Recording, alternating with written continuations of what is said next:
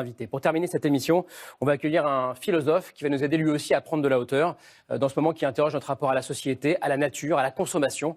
Le philosophe Abdenour Bidar est l'invité de C'est politique la suite. Bonsoir Abdenour Bidar, installez-vous, je vous en prie, à côté de François Ruffin. Merci d'avoir accepté notre invitation. Philosophe, essayiste, fondateur du mouvement Fraternité Générale, qui a pour objectif, vous êtes sérieux un peu, de promouvoir la fraternité à travers de nombreuses actions partout en France. Vous venez de sortir ce livre, Libérons-nous, Libérons-nous, sous-titré Des chaînes du travail et de la consommation, justement, dans lequel vous dénoncez en gros la société capitaliste et l'individualisme, c'est dur à dire, de nos sociétés, dans lequel vous proposez des solutions concrètes pour répondre au malaise social d'une grande partie de la population. La fraternité dont vous parlez depuis des années maintenant, Abdenour Bidar, est-ce que vous en voyez dans le mouvement des Gilets jaunes dont on parle beaucoup depuis le début de cette émission? Oui, même si, comme tout le monde, je vois surtout beaucoup de colère, parce que je crois que les gens en ont absolument marre. Et je vais rebondir directement sur ce qui nous vient de Jean Baudrillard. C'est intéressant, les intellectuels français ont de la mémoire et de la suite dans les idées. Je reprends le flambeau en disant que ce schéma dans lequel on est, ce schéma consumériste, c'est pas seulement un schéma. Il faut appeler les choses par leur nom. C'est un esclavage. Et dans le livre, je dis que c'est un double esclavage, l'esclavage du travail et de la consommation. Qu'est-ce que ça veut dire? Ça veut dire qu'aujourd'hui, dans ce système capitaliste où nous sommes tous, nous sommes comme la petite souris dans sa roue. Nous tournons, nous tournons, nous tournons, travailler plus, pour gagner plus, pour dépenser plus, pour consommer plus, et ça continue.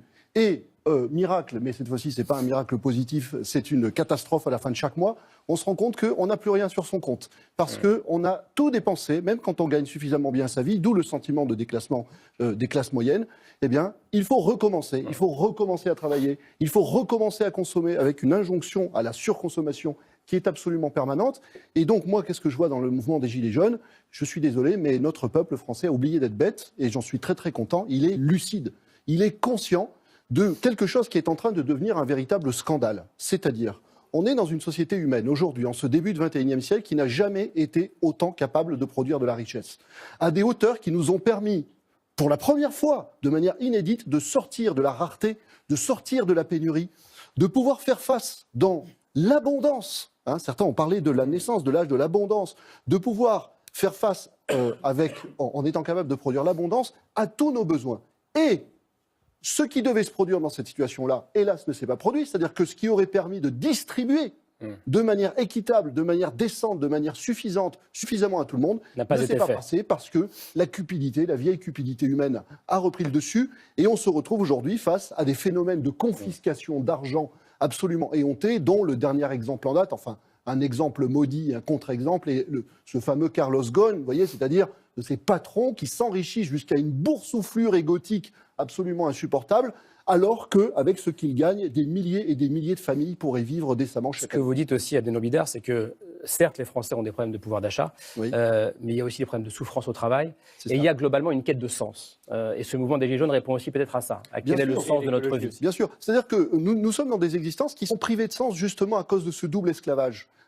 De ce double esclavage que moi j'ai appelé l'esclavage du travail et de la consommation. Et la grande question aujourd'hui, c'est la question de l'alternative. Parce qu'on est tous là à faire un certain nombre de constats critiques, à être des lanceurs d'alerte, à dire que vous voyez de la colère, vous voyez des peurs qui se manifestent, vous voyez des populismes qui commencent à avoir des résultats politiques inquiétants à l'échelle de l'Europe. Vous n'avez encore rien vu. Vous n'avez encore rien vu, nous n'avons encore rien vu, hélas, parce que si nous n'attaquons pas les causes. Moi, je parle souvent avec j'ai des enfants qui ont une vingtaine d'années. Leur mot favori, et je m'en inquiète, c'est radicalité. C'est-à-dire qu'ils ont cette conscience qu'il va falloir aller chercher des solutions radicales. Mais en l'absence de la construction d'une alternative, eh bien, on va vers des radicalités qui sont des radicalités violentes, des radicalités dans lesquelles ne s'exprime que la colère, que la peur et que cette violence. Ce qu'on a vu en partie hier sur les Champs-Élysées, d'après vous, c'est cette expression-là? Oui. C'est pour ça que vous n'aimez pas le mot radicalisation du mouvement, je crois. Ça vous agace un peu? Moi, vous savez, j'ai beaucoup parlé de l'islam. Alors, la radicalisation, si on pouvait arrêter d'en parler un petit peu, ça me ferait des vacances. Mais force est de constater qu'en effet, il y a aujourd'hui un besoin de radicalité qui, faute de mieux ou par défaut, s'exprime de manière, je dirais, destructrice par des colères et de la violence. Mais il faut l'entendre. La radicalité, étymologiquement et philosophiquement parlant, c'est la capacité à reprendre les choses à la racine. Et c'est ce que veulent les gens aujourd'hui, je crois. Reprendre les choses à la racine à partir d'une grande question. Comment est-ce qu'on va sortir de la roue? Comment est-ce qu'on va sortir de cette situation où on n'en peut plus? parce que la pression économique est devenue insupportable. On en a absolument marre d'être toujours en difficulté, d'avoir toujours plus de choses à payer, d'être dans un système où la vie coûte de plus en plus cher, avec cet incompréhensible qu'en face de soi, on voit une partie minoritaire de la population qui, elle, continue de s'enrichir au point que, béatement, certains médias vont se féliciter qu'il y a de plus en plus de millionnaires en France. Là-dessus, il y a juste un chiffre qui est assez intéressant qui a été sorti par l'association Oxfam. L'année dernière, il y a 82% des richesses qui ont été créées dans le monde qui ont bénéficié aux 1% des plus riches, alors que pendant ce temps-là, la situation n'a pas évolué pour les 50% les plus pauvres. Pascal Canfin, vous qui, des trois, est celui qui murmure le plus à l'oreille du pouvoir en place, pourquoi il ne l'entend pas, cette colère-là? Honnêtement, moi je ne suis pas le porte-parole d'Emmanuel Macron, et loin de là, et il faudra lui demander. Parce qu'elle est posée la question. Il a été élu sur un programme disant c'est super qu'il y ait plus de milliardaires ou de millionnaires. Il a été élu sur la quasi-suppression de l'ISF. Non, mais sur les sujets fiscaux et d'inégalité. Donc voilà, c'est une réalité politique. Parce que le point pour moi, c'est justement, c'est vrai des années de la société de consommation, de Baudrillard, c'est vrai ce que vous dites. Il faut revenir à la racine. Les Français et les gens de manière générale, c'est pas qu'en France, cette critique, cette cristallisation, cet énervement, etc., sentent bien que la promesse du progrès technique des années 40, 50, 60, etc., elle s'est achevée. Elle s'est achevée parce qu'on sent bien tous qu'on est face à une nouvelle donne, on entre dans une nouvelle ère qui est celle des limites de la planète, du dérèglement climatique, de la raréfaction demain du pétrole, etc. Donc il faut inventer un nouveau modèle. Et cette invention du nouveau modèle, et j'ai fait un livre l'année dernière avec Laurent Berger, le patron de la CFDT, qui s'appelle « Réinventer le progrès ». Pour moi, c'est fondamental. L'humanité a besoin de se projeter dans un monde meilleur pour ses enfants. Ça fait partie de notre culture, ça fait partie de notre bien-être collectif. Or, aujourd'hui, la plupart des Français, lorsqu'on leur demande « Est-ce que vos enfants vivront mieux demain ?», ils disent non. Et ça détruit la démocratie, ça détruit le lien social. Et pour ma conviction profonde, c'est que le modèle écologique qui revient justement sur ces questions fondamentales, à quoi sert la façon de répondre à quoi sert le lien, à ce que disait Abdel Bidar social, à quoi sert la consommation et la surconsommation, répond en partie à ce besoin de sens. François Ruffin, la question de l'alternative qui était posée par Abdel Bidar, c'est-à-dire que si vous avez peur de ce que vous voyez dans le monde, vous n'avez rien vu. Vous y souscrivez, vous aussi ? Oui, je pense que le pire qui pourrait arriver après les Gilets jaunes, c'est de remettre le couvercle dessus en faisant comme si ça n'avait pas existé, comme la suite. Mais moi, je vois un truc dans ce mouvement, comme ce que je voyais dans Nuit debout, c'est un côté en 01 de GB. On arrête tout, on réfléchit et c'est pas triste. Des fois, c'est un peu de la colère, mais c'est pas triste seulement. Donc, il y a ça. Moi, je suis sensible à la question de quel progrès. Le progrès aujourd'hui, je le répète souvent, mais il passera plus par le téléphone 4G, 8G, 16G, 32G. Il passera par d'autres relations avec ses proches. Il passera plus par plus de biens, il passera par mieux de liens. Maintenant, il y a des gens qui sont dans la galère quand même et qui voient qu'en haut, ça se gave. Donc, il y a ça à résoudre. Il y a quand même un sentiment d'injustice sociale à résoudre. Et après, c'est pour ça que moi, par exemple, je suis très investi dans les questions de reconnaissance des métiers de relation, auxiliaire de vie sociale, assistante maternelle, accompagnante pour enfants en situation de handicap, qui sont les métiers, ce que j'appelle les métiers du tendre ou les métiers de l'entraide, qui apportent le plus de relations, le plus du bien-être, et qui aujourd'hui, symptomatiquement, dans notre société, sont les métiers les plus dévalorisés sur le plan salarial et sur le plan de la reconnaissance sociale. Et je pense qu'un symbole de transition écologique, c'est aussi de mettre ces métiers du tendre au cœur d'un nouveau pacte social. Le nouveau pacte social, on dit, finalement, ces métiers-là, c'est plus intéressant que trader ou publicitaire. Et donc, on va filer à ces dames-là. Donc, on doit bien les rémunérer. Je rappelle qu'on avait une aide-soignante sur ce plateau qui gagnait donc 1 250 € par mois, aide-soignante Gilets jaunes à la clinique de Rouen. Ce que dit François Ruffin, ça doit vous parler, Abdel Bidar. Quand vous êtes venu sur ce plateau la dernière fois, ça nous a beaucoup marqué. Vous nous disiez, posez-vous la question depuis quand vous n'avez pas tendu la main à quelqu'un, parlez à votre voisin, parlez à quelqu'un qui ne vous ressemble pas. C'est un peu ce que dit François Ruffin. Oui, parler à quelqu'un qui n'est pas de votre classe sociale, par exemple. Oui, la difficulté, j'ai beaucoup parlé de fraternité ces dernières années, force est de constater que, et je le déplore, la fraternité aujourd'hui, hélas, je vais dire un mot très fort, c'est devenu un luxe. C'est devenu un luxe, c'est-à-dire que quand vous avez d'autres chats à fouetter, parce que vous devez aller travailler, parce que vous devez aller travailler pour remplir votre réservoir d'essence, parce que vous devez payer vos crédits, etc. Bon, eh bien, comment est-ce que vous allez trouver le temps, comment est-ce que vous allez trouver la ressource nécessaire pour vous consacrer à quelque chose qui soit de l'ordre du care, qui soit de l'ordre de la réparation. Ça veut dire que vous avez changé vous-même sur cette question-là ? Vous dites, non, simplement, j'essaie d'alerter de manière de plus en plus lucide sur la difficulté énorme qu'il y a dans notre société à vouloir faire vivre la fraternité, à la faire descendre du ciel des frontons républicains jusque dans la réalité de notre vie quotidienne, parce que je vois à quel point les gens sont sous pression.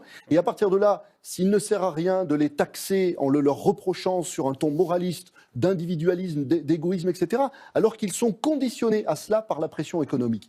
Et donc, c'est dans ce cadre-là qu'il me semble qu'il faut reprendre les choses à la racine, c'est-à-dire donner aux gens, pour qu'ils arrêtent de courir après l'argent, une sécurité financière. Et c'est la raison pour laquelle, dans le livre, je parle du revenu universel. Vous êtes un grand militant du revenu universel. Je suis un militant du revenu universel parce que si nous voulons avoir demain une démocratie plus participative, si nous voulons avoir demain des gens qui, sans devenir des sacrifiés, sans tout sacrifier de leur vie, peuvent se consacrer à la qualité de la relation à l'autre, si nous voulons avoir des gens qui s'engagent sur le plan écologique, eh bien, il va falloir leur donner une sécurité financière beaucoup plus importante. Parce qu'aujourd'hui, quand on gagne déjà mal sa vie, quand on rentre crevé chez soi le soir, quand on a à consacrer à la cause commune que des soirées ou de temps en temps le week-end quand on n'est pas trop fatigué, ça n'est pas à la hauteur de tous les défis citoyens et environnementaux. Et pourtant, on a vu cette semaine des gens qui ont pris une semaine de vacances pour aller sur les ronds-points gilets jaunes. Faire ça éternellement. Et on a vu aussi de la fraternité et de la joie, comme disait François Ruffin dans ce mouvement depuis le début de Mais il y a de la joie parce que tout d'un coup, il y a peut-être un autre avenir qui est envisageable. Il y a une espérance qui arrive, mais à condition, encore une fois, je reprends ce thème-là, qui me paraît vraiment important, de reprendre à la racine, c'est-à-dire de comprendre aussi, c'est ça aussi pour moi, reprendre à la racine, qu'on est dans un problème systémique. C'est-à-dire qu'il n'y a pas d'un côté la justice sociale et de l'autre côté la justice écologique. Même combat, on est dans un système capitaliste qui a déclaré la guerre simultanément à la planète et à l'humanité dans l'homme et à l'humanité des sociétés humaines, c'est-à-dire à la qualité du lien dans les sociétés humaines. Donc en réalité, à partir du moment où il y a quelque chose qui est identifié comme ça, c'est-à-dire ce qu'on a appelé à un moment l'horreur économiste, l'erreur économique, l'horreur capitaliste, je crois que notre responsabilité aujourd'hui, c'est de réclamer un changement de société, un changement de système, dans lequel on n'attend pas que tout vienne d'en haut des politiques comme Moïse qui descend du Sinaï, mais qu'on mette les citoyens en responsabilité, et pour cela, qu'on arrête de les étrangler véritablement avec la contrainte économique en leur donnant une sécurité financière. Pascal Canfin, puis Thomas Snegard. Juste un mot, quand on se projette hors de France, toutes les sociétés qui sont les plus égalitaires, et dans le monde, ce sont les sociétés nordiques, la Norvège, le Danemark, la Suède, la Finlande, sont les sociétés les plus écologiques. Toutes les sociétés qui sont les plus inégalitaires, les États-Unis, le Brésil, sont les sociétés les moins écologiques. Ça prouve bien qu'il y a un lien profond entre la justice environnementale et la lutte contre les inégalités. Thomas. Magnifique transition, parce que justement, ça me... C'est un ancien journaliste quand même. Hein. Bidard, ça me faisait penser à une idée que vous avez un peu développée. Donc si on prend les liberté, égalité, fraternité, on met ça dans l'ordre. Pour vous, l'aboutissement, c'est la fraternité qui est la conséquence de l'égalité, mais celle-ci peut-elle être permise par la liberté? Alors, ça ressemble à une disserte de philo. Vous avez 3 heures, Benoît Bidard. Vous avez 2 minutes. J'espère que je vais enfin avoir mon bac. Non, mais vous avez tout à fait raison. Mais alors, c'est quelque chose que j'ai beaucoup développé, c'est-à-dire que qu'est-ce qu'on a fait au 19e et au 20e siècle, nous les Français? On s'est beaucoup battu pour la liberté, beaucoup battu pour l'égalité. D'une certaine façon, pardon, je vais dire quelque chose d'un petit peu horrible, mais c'était le plus facile, même si ça a été très difficile. C'est-à-dire que ça a passé par des luttes, etc. Et ces luttes sont toujours d'actualité. Mais on a laissé en dernier la fraternité. Et force est de constater qu'aujourd'hui, c'est la grande oubliée de la devise républicaine. Et à l'arrivée, si on a une société dans laquelle il y a je dirais à peu près de liberté, un peu d'égalité, même si elle est très en souffrance, mais si nous n'avons pas cultivé en nous, là on rejoint la question du sens, si on n'a pas cultivé en nous le sens de la fraternité, comment est-ce qu'on va se préoccuper de liberté et d'égalité? Eh bien, le risque, c'est qu'on s'en préoccupe de manière égoïste. C'est-à-dire que moi, l'être humain, si je n'ai pas développé ce souci de l'autre, je vais m'occuper de ma liberté, je vais m'occuper de mes droits, et ça va donner ce qu'on observe aujourd'hui, c'est-à-dire ce dont on parlait, l'individualisme ou le communautarisme, c'est-à-dire je me préoccupe des droits de mon identité, de ma communauté d'appartenance, sans me préoccuper véritablement du commun. Donc là, on a un rendez-vous, mais ce rendez-vous, on ne peut pas le décréter comme ça. Encore une fois, on ne peut pas tendre le doigt et faire la leçon de morale aux gens en leur disant « devenez plus fraternels ». Il faut créer des écosystèmes de fraternité. Et pour créer des écosystèmes de fraternité, je dis dans le livre que la première condition, c'est de donner du temps. Dans un système où le problème de fond, là encore, une question de racine, une question radicale, c'est le manque de temps. Vous voyez comment on est dans des existences où on est toujours en train de courir, parce que, justement, on est étranglé par la contrainte économique. François Ruffin, un mot pour se projeter un peu dans les jours qui viennent. Le mouvement des Gilets jaunes, il va continuer. Il y a un appel à manifester samedi prochain, un acte 3, entre guillemets, d'une grosse manifestation Gilets jaunes. Est-ce que vous avez parfois peur que ça dégénère vraiment ? Je vous dis ça parce qu'on a vu des images, on n'a pas pu en parler tout à l'heure, mais on a vu des images de journalistes se faire menacer, se faire parfois cracher dessus, nous disait une collègue de BFM TV. Poursuivre même dans la rue. On a vu ces images, et c'était près de chez vous, François Ruffin, de Gilets jaunes qui étaient très heureux d'avoir arrêté des migrants dans un camion. Est-ce que parfois, vous avez peur que ça dégénère vraiment ? On a bien compris que vous condamniez ces choses-là. Mais la radicalité dont parle Abdel Bidar, elle est présente. Non, moi, très et de plus en plus présente, peut-être. J'ai peur que les choses dégénèrent vraiment, mais pas dans le cadre des Gilets jaunes. On a affaire à un mouvement qui est extrêmement hétérogène, donc forcément, la tête que ça aura dans un coin, dans tel coin, ça ne sera pas celui que ça aura dans l'autre. Et donc, il peut y avoir des débordements. Moi, ce que je crains, c'est qu'est-ce qui se passe si jamais le pouvoir continue, droit dans le mur social comme ça, avec une surdité de caste. Oui, je veux dire, moi, ce que je crains, c'est... on a mis le couvert que ça fera faire la cocotte minute. Ça fait 20 ans, pour moi, que ça fermente à l'intérieur. Ça fermente avec la colère, ça fermente avec des rancœurs. Et si là, il y a un jet de vapeur avec les gilets jaunes, on trouve que ça pue un peu, d'accord. Mais si jamais on entend... Ouais, non, mais si on respire pas ça et on se dit, oulala, qu'est-ce qui se passe dans la cocotte ? Il va falloir qu'on éteigne le gaz et tout ça. Eh ben, un jour, le couvercle, il va péter. Et je suis pas sûr du tout qu'il va péter dans le bon sens. Je suis pas sûr du tout qu'il va péter dans le sens du progrès fiscal, de la justice sociale et de la transition environnementale. Mais voilà, moi, mon souhait, c'est que on trouve le moyen de respirer. Peut-être que ça pue un peu, mais enfin, là, il faut que ça change. Et ce que je crains, c'est qu'on fasse comme ça a pué dans les urnes pendant un paquet d'années. On a trouvé que le non-référendum, c'était pas bien, mais on s'est assis dessus. Et ben derrière, il faut qu'il y ait des changements politiques notables. Non. Pascal Canfin, on verra si votre proposition est entendue dans les 48 heures qui viennent. Inch'Allah. Bon, le mot de la fin en arabe. Merci Abdel Bidar. Libérons-nous des chaînes du travail et de la consommation aux éditions Les Liens qui libèrent. Merci infiniment d'être venu nous éclairer ce soir. C'est toujours un plaisir de vous recevoir sur ce plateau. François Ruffin, merci beaucoup. À bientôt. Bon retour à Amiens, je crois, ce soir. Et Pascal Canfin, donc à très bientôt également. Merci Camille et Thomas. Dans un instant sur France 5, le doc du dimanche. Et donc on se retrouve dimanche prochain, 18h35. Pour un nouveau numéro de C'est Politique. Ciao.